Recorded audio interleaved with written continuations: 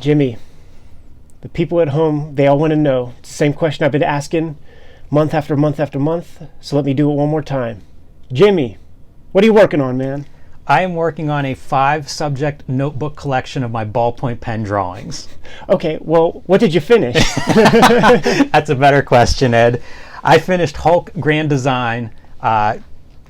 We all know what the Grand Design projects are, and mine happens to be the Incredible Hulk. I've described it in the past as a dream project, probably the character at Marvel and DC that I feel the most, childhood nostalgic connection to. And that's what I've been working on for the last year and a half, through the pandemic, through the lockdown, the stay at home. It has been Hulk, and more Hulk. So, like, if I had a sword on one shoulder, there it is, man. You are anointed, part of the Grand Design universe, dude. One of the points of just even doing it was to create a series of comics that single creators can put together. Tom did Fantastic Four Grand Design. So, of course, the Holy Trinity, Pittsburgh Cartoonists, man, includes you in the Pantheon. So, Incredible Hulk Grand Design, I think you could have chosen whatever you wanted, but you chose Hulk. Yeah, there's no other choice for me. You know, one, it's one of Marvel's big characters, but this is the character that I have any connection to as a kid. Like, whenever I was 6, I had a Hulk bowl and a Hulk cup, and that's what I would eat my cereal and drink juice out of every morning. And, you know, that was the only choice for me. I used to love to skip church and watch the Incredible Hulk television show. That's when it was on TV. And, you know, Hulk's a monster. Like, it's as close as I get to some kind of superhero that I'm interested in and thought I could do something fun with. Describe the format of the project. I don't know if you have like exact release schedule, but what shape does it take? Amount of issues, etc. Yeah, it's going to be 2 issues coming out March 2022 and April 2022, and each one is kind of not completely standalone because it is one big story, but there's a very neat break. So they're going to be presented as Hulk Grand Design Monster will be the first book, and Hulk Grand Design Madness will be the second book. And the break occurs around issue 300. And if you have read, 500 issues of the Hulk, you'll know that's a pretty good break point. For the first 300 issues or so, Hulk is pretty much the green monster fighting different monsters, which was a really interesting sort of struggle in the beginning, a challenge, if you will, as to like, how does this make sense or how does this make a narrative? But then after 300, you start to see Bill Mantlow's ideas, and then of course Peter David comes on, and they do a lot of interesting character development, and it's a very different, I wouldn't say a different character, but it's a different book at that point. So that's kind of the breakdown of the 2 issues. Were there any revelations? Like, it sounds like you did a lot of research, read a lot of Incredible Hulk comics. Any revelations in the kind of pantheon of Incredible Hulk creators? I remember very early there's Steve Ditko / Jack Kirby collaborations, which you don't get to see often.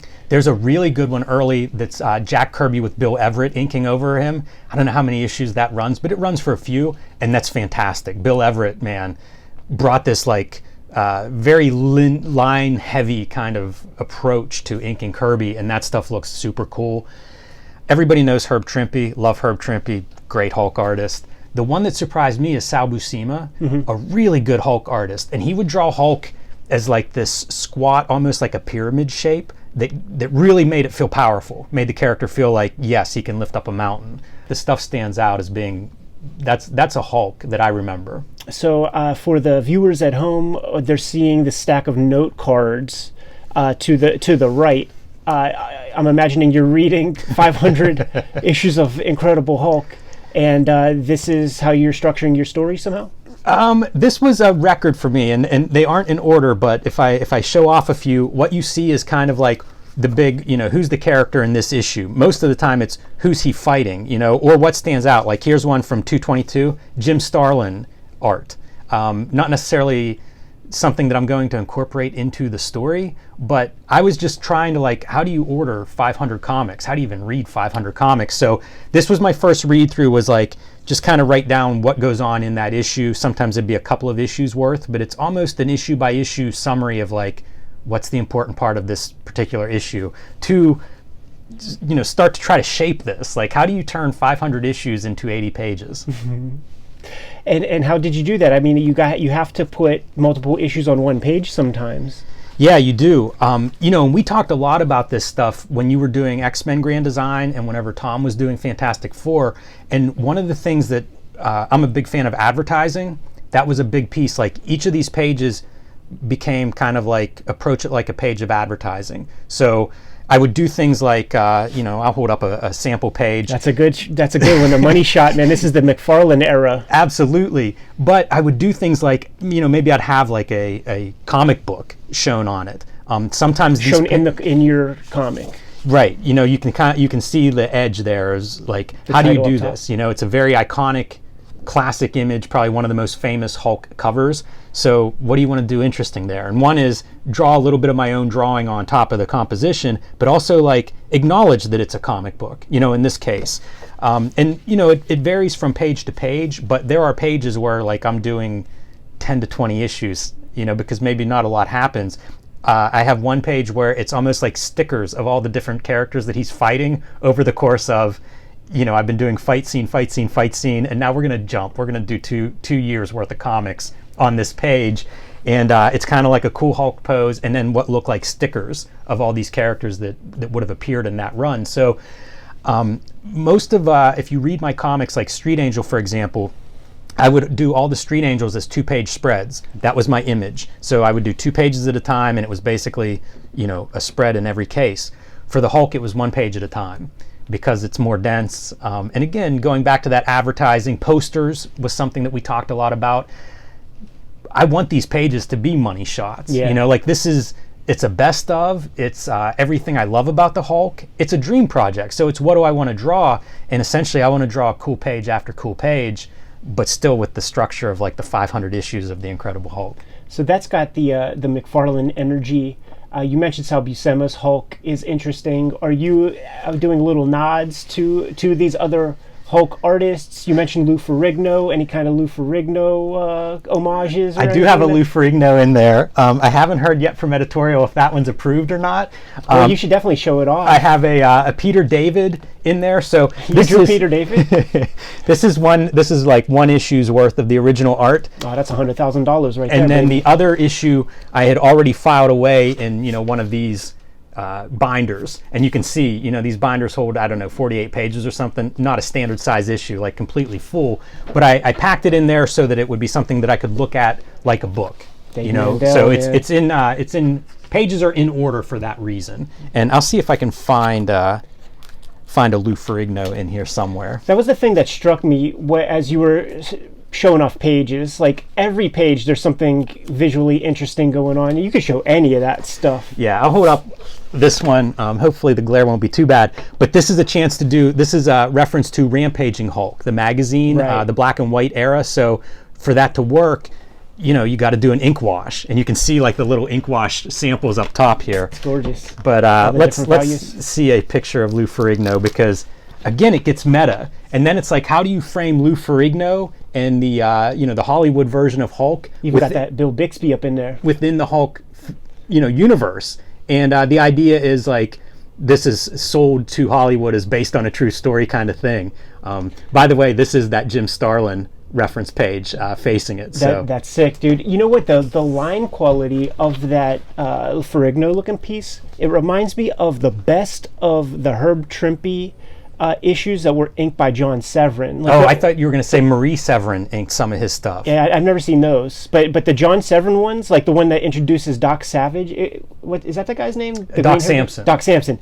It felt wrong saying it. That's like one of my favorite issues of the comic, and seeing John Severin over top of Trimpe, the line quality is very similar. Yeah, that makes sense. And I mean, those are, Marie Severin's look very similar. It's a very similar inking approach, and I think she inked more issues probably. I think there was a run where she did that. I think she would do covers too, on her own, not just over Trimpe. But yeah, a lot of good artists, you know, as you go through these issues. Are you saying we're going to be covering some Incredible Hulk issues as episodes while promoting this book? Yeah, I think that's a definite. What are some of those things that we're going to have to put under the microscope, man? Is everybody going to have to go run out and buy their Del Keones ahead of time? Del Keone, man, is the near and dear to my heart. This is my, you know, my Del Keone homage here. You can see, I forget what issue it is, but it's the cover with Hulk like merging, and so that's my shape of the Hulk, and then the gray and green Hulks clashing in the middle.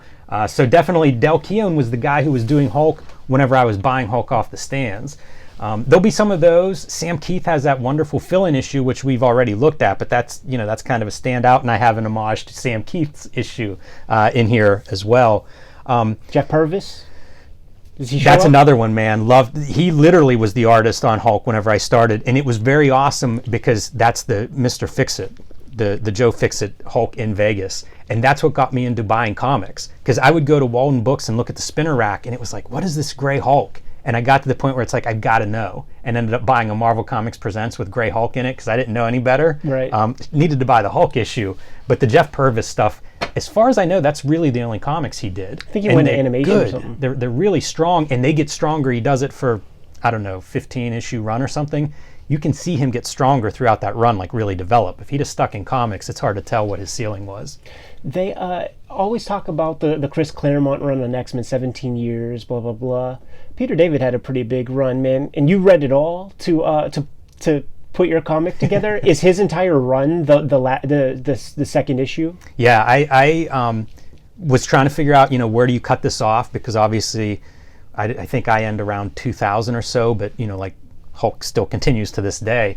And Peter David made sense to me as to where to end it. And the way that series works is like he wrote it almost to the end of the series. And then I don't know if he left under the best circumstances. I feel like he had to cut a storyline short, or there was some difference of opinion. But then the series basically ends shortly after he leaves. I think they tie up a few loose ends and figure out whatever they're going to do, relaunch it as a new #1 maybe.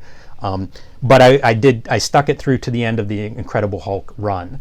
And then I have an epilogue with a few pieces that, there's some exciting stuff that happens after I stop reading. Like, you guys might have heard of World War Hulk. So you're gonna sell 100,000 just showing that off right there, baby. There's some, it goes back to that idea of like advertising and posters. Like some of these things are just really involved moments. And World War Hulk. How could you do Hulk and not at least touch it? That's like the ultimate all-time Marvel storyline. What are those two images right there? So there are your cover originals. That is sick, dude. Gray Hulk, Mr. Fix-It on one side, and of course Green Hulk on the other side. And man, I'm pretty excited for how these turned out. I can't wait to see them in print. Don't want to go too far down all of this process stuff, but one of the things that I was doing was trying to figure out, like, how do you make these blown up faces look like blown up panels, and how do you get ink bleeds? So, I would print out my separations and then scan them and blow them up, and you can see, printing them at different sizes on actual newsprint to try to get these kinds of effects and textures and to bring that part to life. Process junkies, man. We're process junkies. And you can bet I'll be showing this stuff off on my on all of my social media for the next year as this ramps up, definitely. Yeah, for sure, man. Speaking of process, most of it drawn with markers. Probably like 90% of this. Fine liners, really a variety of markers, whatever I could get, microns, things like that. And really ended up enjoying using those by the end. I use all kinds of different tools. People that follow me know I draw on ballpoint pens, I draw with brushes, all this stuff. But I started drawing with these markers and enjoyed it, partially for the lettering. It really helped with the lettering, and then it just became this, convenient tool, because some of these are inked with nibs and inked with brushes, but by the end it was pretty much all markers, and to the point that I'm still doing commissions and drawings in markers because, like, you get used to these tools. Like, I feel like I really got good at using the markers as pages went by. I see a lot of thick and thins. Yeah, and a variety of markers, and of course you can go over those lines more than once to get that line variation. Lots of tricks for that, but it just became a tool that, felt right in my hand. So, was there any specific? See, what I'm doing is recalling all the questions that I received, more than once. Was there a particular moment or set of characters or sequences that you were looking forward to drawing the most? Not really. We've talked about this too, including Tom, and this is a dream project. And so, like, as I was trying to lay out what story I was going to tell and how I was going to approach it, like, I wanted every page to be something I was excited to draw. Right. And I'm writing it too, so I get to control that part. And whenever I was going through with the index cards, like at one point early on, my idea was it's just him fighting. Like I was just going to have Hulk fights for 2 issues. And you realize that might be hard to make exciting as a reader. But for the most part, these are classic characters. If there was something that I wasn't that excited with, I'm putting 6 issues on a page. I just focused on one of the other issues that had the thing that I was really into. How did you apply color to this series? Good question. I got hold of that Marvel Age that has like the color palette, and I scanned that. And so that became sort of my palette, my starting point. But my color evolves because like I'm also covering 40 years of Hulk comics are represented here. So I would do things like when papers changed, I had hundreds of the actual issues, and then I had digital copies of the issues I didn't own. But you would see like changes in paper or changes in color palette or printing technology. And so I tried to mirror those color changes as appropriate to the pages that I was working on. So by the end, you're seeing digital color and gradients and airbrush effects and things like that.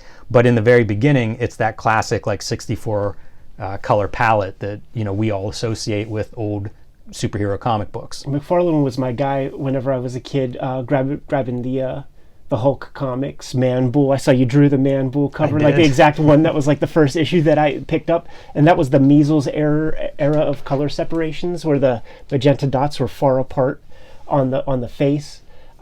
It's cool that you're grabbing from like all eras. I was gonna make a joke about Baxter paper, but none of these comics had any Baxter paper eras. I'm trying to think because I feel like I definitely looked at something Baxter paper related. Maybe one of the magazines or something. Yeah, it had to be some kind of special, because there were those moments too. Like I had to have Secret Wars. Beyonder drops a mountain on the Marvel Universe heroes and Hulk holds up the mountain. That's one of his proudest moments. So you can bet that's represented in here. But I was looking at that stuff, annuals, things like that, trying to incorporate it. If he had a significant guest spot somewhere, like try to work that in. Hulk's a man, 40 years is a lot. So there are certainly some moments that aren't covered, but by and large, it's the best of the best for the Hulk. There was really no connective tissue very much in the first like bunch of decades, maybe, man. 20 years. It's just fight of the month or something. When you read all this material together, are you able to figure out some kind of through line, and did you put that in there? Yes. I don't know if everyone will love that through line, but there are ludicrous parts. Everybody dies, everybody comes back. Some of them die 3 or 4 times. And I kind of mentioned that, we talked about like similarities to something like a Fletcher Hanks type of storytelling. A lot of these comics were when your average comics reader would have been 7.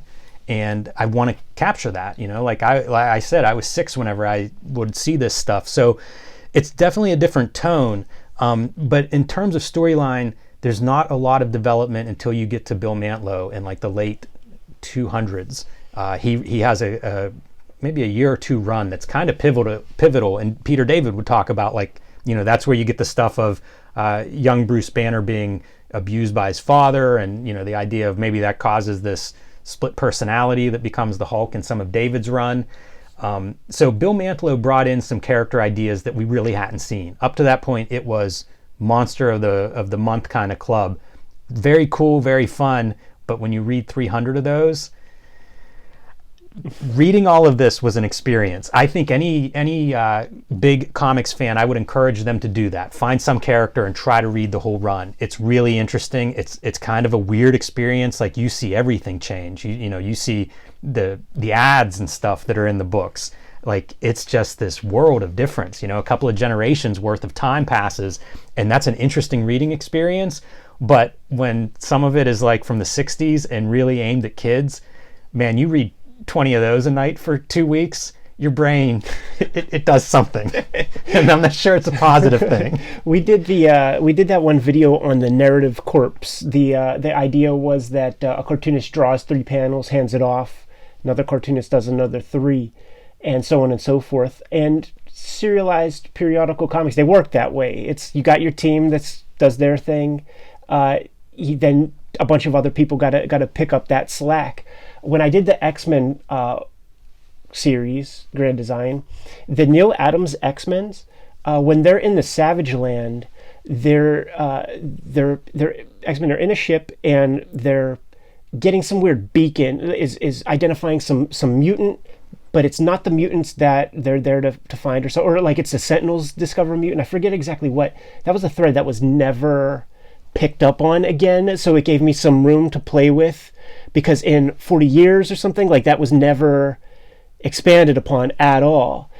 Were there any weird dangling threads that you're proud of, or is it pretty tight, would you say? Because it's pretty simple, right? It's introduce a monster, kick the monster's butt.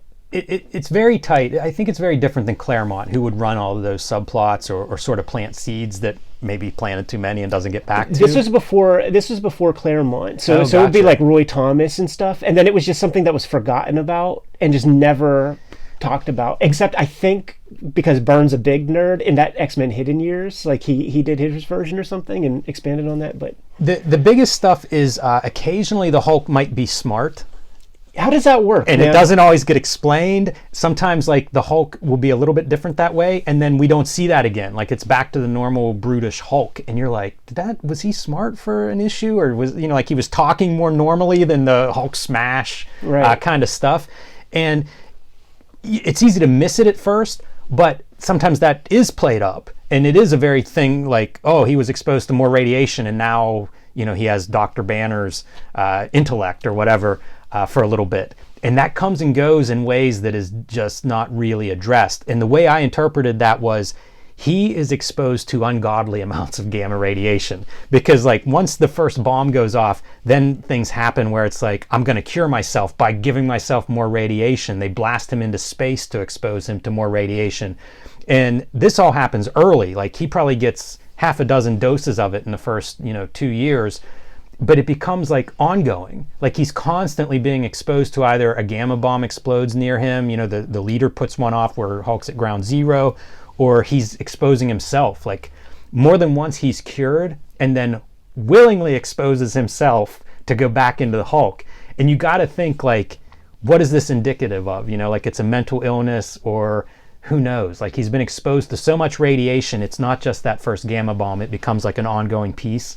And that allows a lot of, like, okay, now he's, gray again, or smart, or dumb, or, whatever. But it feels like that's sort of this deus ex machina that shows up when we need it, or when we need a change. Let's add some gamma radiation to his life again. When the starting pistol goes off, man, and it's time to start making comics, was there a lot of editorial insight? Were you able to do your thing? What's your experience been like working with Marvel doing this thing? It's been different than whatever I expected. My original editor was Chris Robinson, and I started working on it before we actually finalized contracts. And then it was like, hold up, we haven't, don't do that yet. I was turning in pages, and he's like, wait a second, because there was just a couple of things to work out. It was right, now that I remember, it was right like COVID is happening. Right at the beginning, right? It was right before that, because I started it like maybe around Christmas or something, like this was going to be my next project. And then we had a little hiccup with the contract, and it was like, hold on.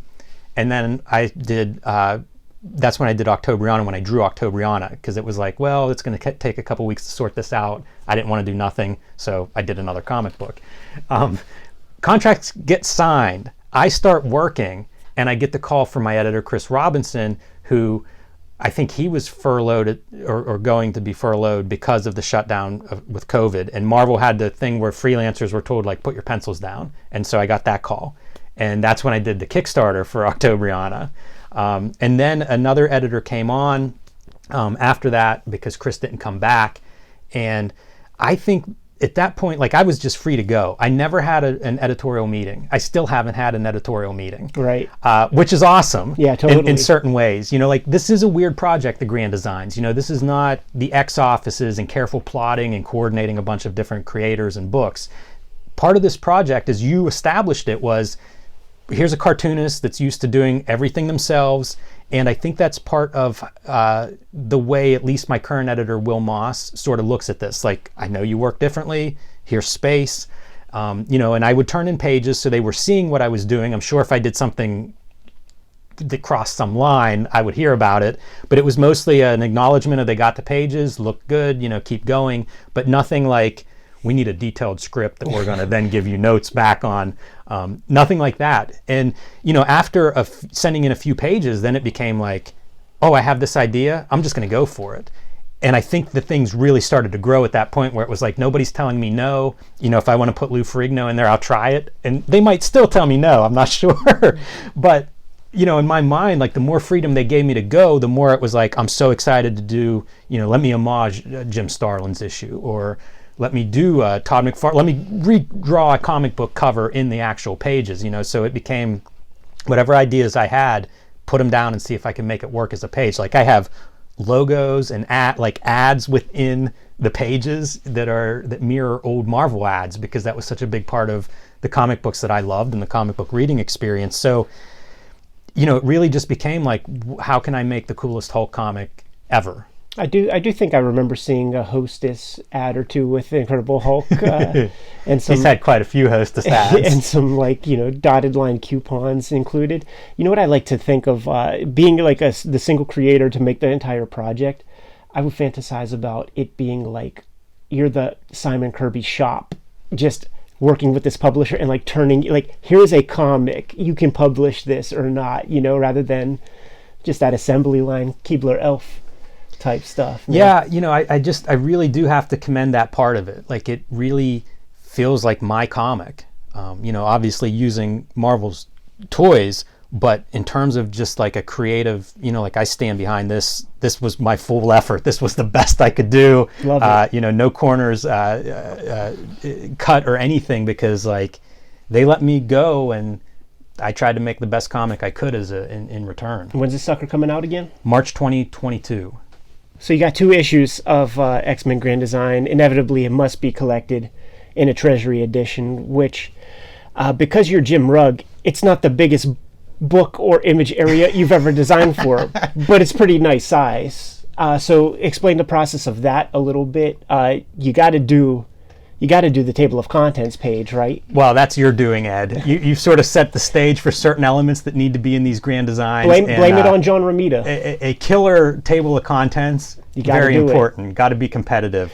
You and Tom both nail that. So that's one of my table of contents pages. I actually have another one that I'm in the process of doing now. Hold that back up, man. Let me look at those corners. I'm looking at a Kirby up top. I'm looking at a Marie Severin by your finger up there.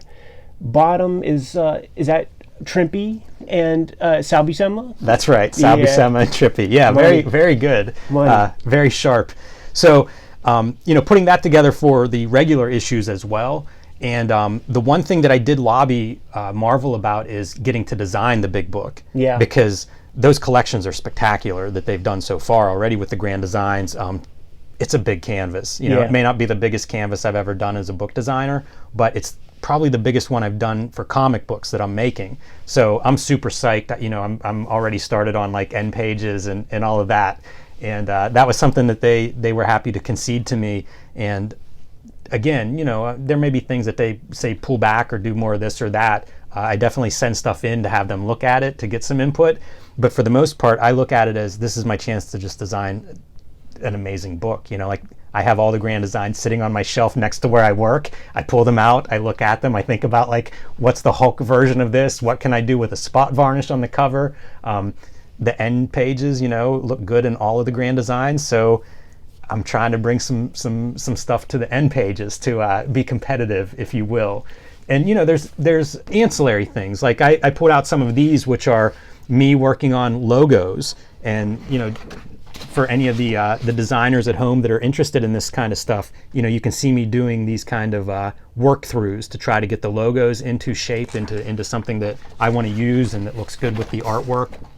So there's still work to be done, and I am still in the middle of that stuff. I have no idea when the book collection will come out. You release the issues first, and then, I don't know, 6 months or 8 months or something down the road. I assume it will be next year, but that is not scheduled or figured out yet. Yeah. I mean, they should be getting in touch with you soon, because it gets solicited far earlier than your average comic books, man. And I have been working on the cover for that one too. So whenever they're ready for that, I'm ready to submit that as well.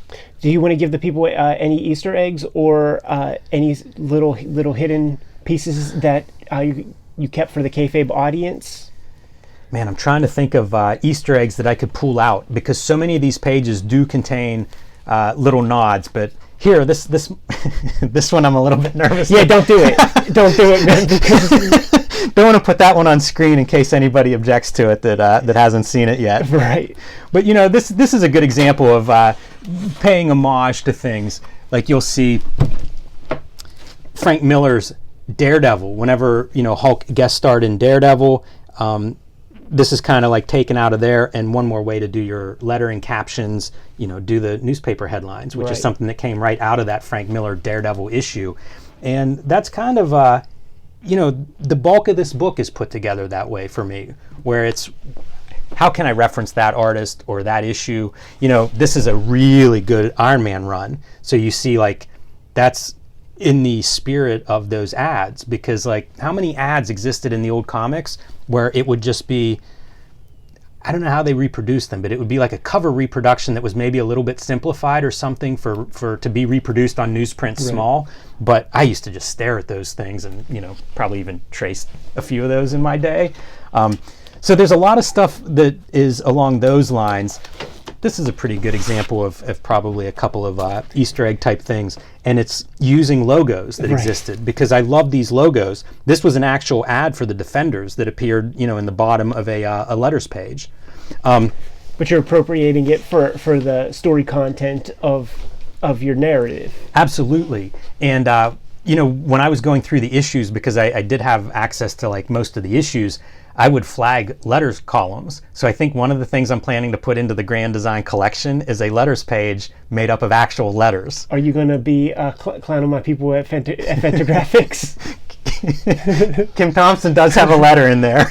A review of, I think, Wolverine's first appearance. Does Eric Reynolds have one in there? I think he might have one too. So yeah, there are quite a few famous letter hacks that appear in the Hulk letter column. So again, it's just thinking like, how do you make the best Hulk comic, right? And I love that stuff. And it doesn't fit in the Grand Design comic books. Like, they're pretty chock full. I thought about doing a letters page within those, and just didn't have the space to justify it. Yeah. But the book collection's a perfect place for that, because it's really neat, like Hulk ephemera, and it's stuff that you just don't see. It's not collected in trade paperbacks or masterworks or stuff like that. So it's kind of a chance to connect to that piece of the Hulk history. One of the things that I've been looking through lately is just all the Hulk merchandising, because like a lot of those ads in the comics are drawn by guys in bullpens or maybe Joe Kubert school students. And so like I want to look at that and see if maybe I'll do an ad page or two that mocks up some of the ad art, because Hulk was like top character at Marvel for a long time. So you've got sweatshirts and t-shirts and like these weird stuffed, like, I don't know exactly what they are because they're drawings in an ad, right, but almost like a plush Hulk toy or something like that. But there's a ton of that kind of little bits, odd bits of pieces of Hulk history, and I'd like to throw some of that into probably the oversized book, because that's where it could fit. Yeah. But that's part of the Hulk to me, is that meta stuff. The idea that the Hulk cartoon had a comic book adaptation of like the Quasimodo Hulk cartoon from Saturday Morning. That makes it in here, because even though it wasn't canon or whatever, I saw that cartoon 10 times when I was a kid. Oh, yeah. And I'm sure everybody else did too. Like, it probably had a much larger viewership than any issue of the Hulk. So try to get that in here somewhere. Yeah, it sounds like you were extremely thorough. This is the ultimate statement on the Incredible Hulk, especially, I mean, just flipping through those pages, I'm seeing a Kirby Hulk, I'm seeing like I said, that Sal Buscema. Now I'm seeing a Kirby Doctor Doom. I'm seeing a Buscema Doctor Doom, a John Buscema Doctor Doom, like from How to Draw Comics the Marvel Way. Totally. That's a like, it's a really small, but definitely that's one of those significant pieces to me. It's like icons on every page. This is like a like a Charles Atlas. Because there's so many of those muscle ads that are in all of those. So whenever Doc Samson becomes Doc Samson, of course he's a muscle. Like, it's a muscle ad reference. Yeah. Yeah, the meta pieces are through and through in this thing. It's gonna, it's kind of full of that stuff. Cannot wait. It's all of my favorite parts of these comics, and those favorites aren't just from my childhood. Like a lot of them are from rereading this, and I read the series twice to some of the issues many more times, but as a whole I read the series twice, and like I said, I highly recommend it for people. It's a strange experience to read 30 or 40 years worth of a comic that's sort of continuity, but it's bizarre to do it. But like those are the pieces that would stand out, the weird ads, the weird things that just would repeat from issue to issue and maybe run for a couple of years and then disappear. Sadly, no Count Dante reference in here anywhere, but I think I probably found a couple of those ads in my reading as well. Has to be a relief to finally be able to talk about this stuff, man. How long ago did you finish this? As of this recording, what day? It's the day before Thanksgiving today? Yeah, I'm trying to think of when I turned the last piece in. My life, my year has been really strange on a personal level. I've had a lot of stuff happen this year, and there's some stuff recorded in these pages that I'm not going to talk about, but Easter eggs if you know my life. Right. And one of the final pieces for this, I actually drew sitting in a car. My wife has a convertible, so we'll go out driving or whatever on a nice evening, and it was like a warm fall evening, and she was shopping, and I was in the car, like sitting there drawing on my iPad, like coloring the final page. So it's a super nice memory for me of like wrapping this up under very good circumstances after a kind of an up and down year. Like I think a lot of us probably can relate to. So it's a weird marker in that regard. Like what a strange year, but we talk about it all the time. I'm grateful to have something like this that I could just really focus on and work. Fully control the experience. These pages, they do become a kind of a personal scrapbook where you do remember what happened the day you drew these things. Hopefully it's a great experience. I'm sure you're stoked to finally be able to talk about this thing. I am thrilled to talk about it, but more than anything, I cannot wait to put this in front of people. So what's the move, man? Are we telling the Kayfabers to start buying heavy right now? Like go to your comic shop, tell them to put that on your freaking pull list. I need to see Hulk Grand Design hit the 6 figures. That is the move. That is the call to arms, man. We have been doing Cartoonist Kayfabe daily all through lockdown. We do it for free for everybody, and this is the chance. You want to support me on Cartoonist Kayfabe? Man, go to your comic shops and tell them you want a Hulk Grand Design. And if that's not enough, I've got variant covers coming from some amazing artists. I've contributed variants to this. But yeah, get the word out. Tell the stores to order heavy. These are self-contained books that you can put in anybody's hands. They are suited for all ages, and they're kind of the perfect step on the Hulk. If you want to try the Hulk, this is the perfect place to try the Hulk, one of Marvel's classic characters, and celebrating 60th anniversary, March 2022. So this is the perfect book for that, and I am asking you, Cartoonist Kayfabers out there, make this book sell. Let your comic shops know you want a copy, and put it on your calendars. March 2022. A lot of invective on the net, man. A lot of people talk about Marvel's been soft as cotton. A lot of stuff has been corny, yada yada. Here's an opportunity to vote with your dollar, put some loot down, grab this Incredible Hulk Grand Design comic. This thing sells. You're gonna get more auteur level comic books from the big two that will sort of supersede the shovelware comics that are like next to it on the stands, man. We need more people like JIM RUGG making these comics for the big two who really give a fuck about the medium, who really want to put in that effort. 100%. Because Ed, I remember whenever you started X-Men Grand Design, and the idea was open the door, as long as it sells, we'll get more invitations for these kinds of comics, for this different approach to making comic books, especially in a Marvel comics, in a Marvel company. This is a very different approach. So if this book sells well, I want to do my part. I don't want to be the guy that killed the bring in a good cartoonist and let them play with one of our properties. I want to be the guy that's like, hey, maybe we can get another Hulk Grand Design. Let's invite this cartoonist into spend some time with a Marvel character. So, I'm carrying on this tradition now, and I feel very proud of the work that I'm doing here. But to all the Kayfabers, this is a commercial industry. Like, if you want Marvel to hire more cartoonists like me, this book needs to perform. It does, man. 6 figures. That's what I want for this thing. Cartoonist Kayfabe, make it happen. Any final words before we split, Jimmy? No, everybody, I hope you have a big tolerance for Hulk, because this is what I'm going to be talking about and showing off for the next several months. Final question. What you working on, Jimmy? Good to go? I am. All right, Jimmy, before we get out of here, give him some final marching orders. Buy more Hulk Grand Design.